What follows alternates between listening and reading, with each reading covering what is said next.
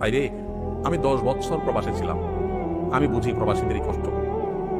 প্রবাসীদেরকে আমি বলি সব সময়, কিছুদিন আগে সাউথ কোরিয়াতে গেছিলাম প্রবাসীদের একটা বড় প্রোগ্রামে, আমি বলেছিলাম যে আমাদের প্রবাসী ভাইদের অবস্থা হলো এই বেচারাদের কোনো দেশ নাই, প্রবাসীদের কোনো কি নাই, দেশ নাই। কিভাবে দেশ নাই?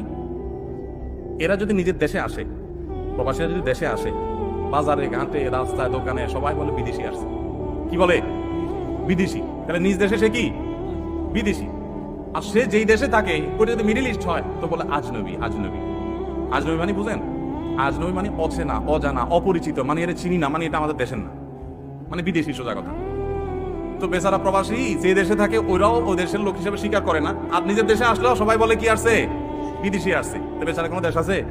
নাই। দেশ হলো ওই বিমানে যতক্ষণ আকাশের উপরে থাকে ওই বিমানে। এই কষ্টের কোনো শেষ নেই। সারা জীবন উপার্জন করে কাউকে খুশি করতে পারে না।